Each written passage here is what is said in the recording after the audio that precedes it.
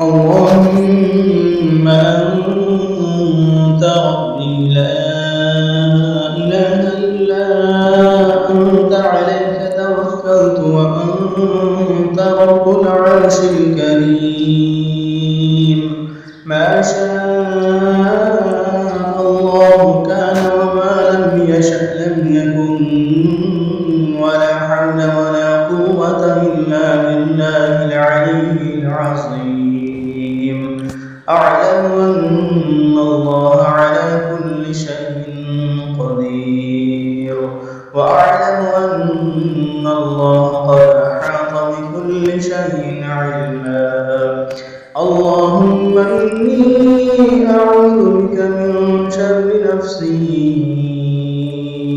اللهم إني أعوذ بك من شر نفسي ومن شر كل شيطان رجيم ومن شر كل جبار عنيد اللهم إني أعوذ بك من شر نفسي ومن شر كل دابة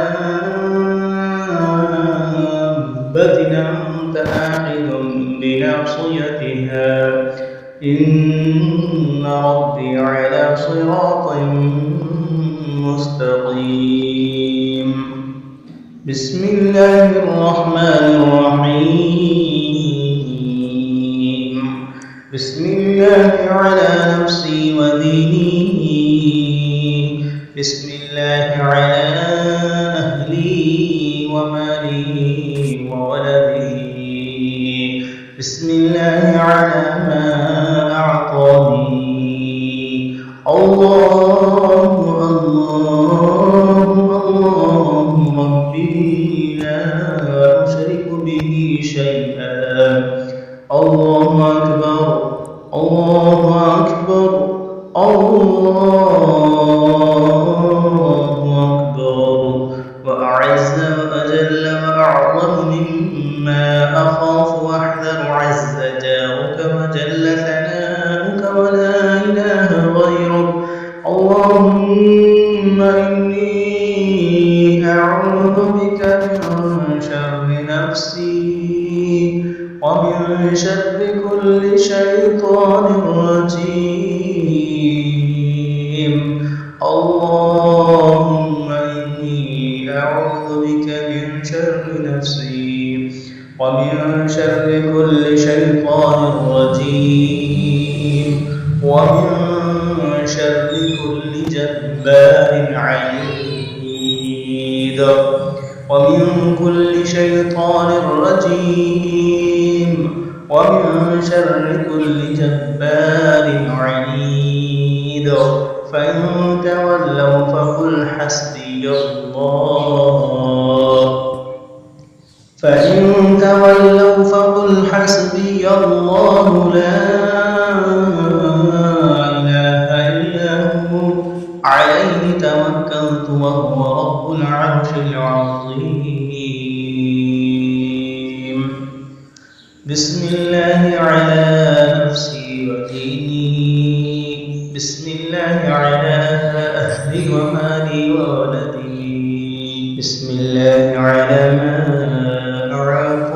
أعطاني بسم الله الذي لا يضر مع اسمه شيء في الأرض ولا في السماء وهو السميع العليم رب اجعلني مقيم الصلاة ومن ذريتي ربنا وتقبل دعاء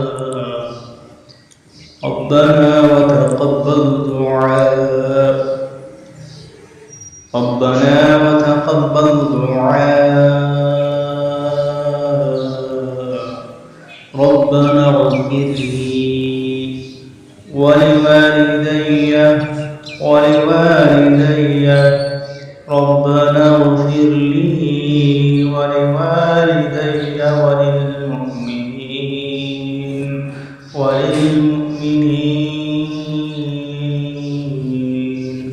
وللمؤمنين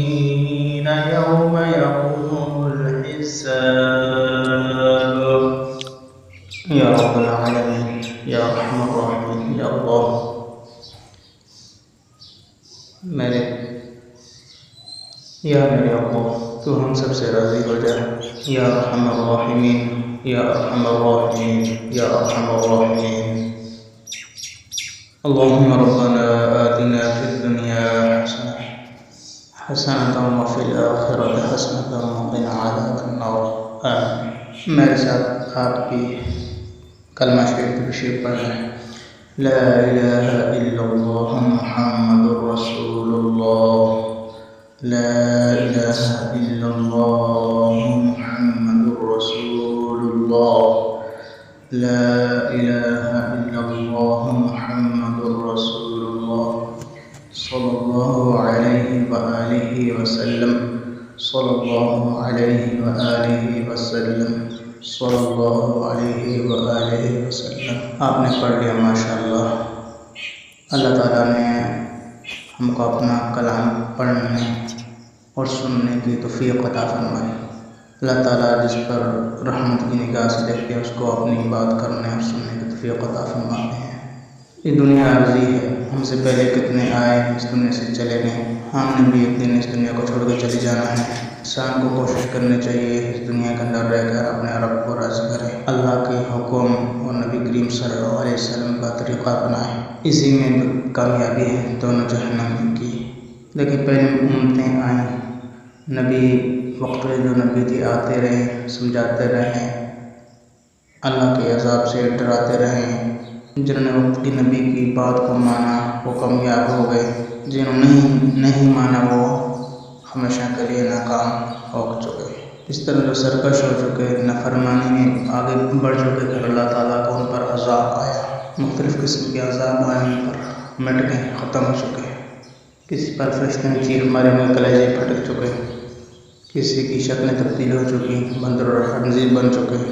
کچھ ایسے اپنے آپ کو بہت طاقتور سمجھتے ہیں، پہاڑوں کو کھود دیتے تھے، ان کو ہوا نے اٹھایا، پٹخ کے مارا، جس طرح کھجور کے تنے پڑے ہوتے ہیں۔ آج ہم بچے ہوئے ہیں، ہمارے نبی کریم صلی اللہ علیہ وسلم کی دعا کی بدولت ہم لوگ بچے ہوئے ہیں۔ وہ نہ سوچنے کی بات، آج کون سا گناہ نہیں کر رہے ہیں ہم لوگ، کون سی نافرمانی اللہ کی نہیں ہو رہی۔ ہم خطبہ بن جائیں نبی کریم صلی اللہ علیہ وسلم، ان کی دعاؤں کی بدولت ہم لوگ بچے ہوئے ہیں۔ اللہ تعالیٰ ہم سب کو نیک اعمال کرنے کی توفیق عطا فرمائے۔ اس ویڈیو کو صدقہ جاریہ سمجھ کر کے آگے شیئر کریں۔ اگر کوئی ایک بندہ بھی صحیح راستے پر آ جائے، اللہ کے قریب ہو جائے، جب تک نیک اعمال کرے گا آپ کے اعمال بڑھتے جائیں گے، آپ کو صدقہ جاریہ کا ثواب ملتا رہے گا۔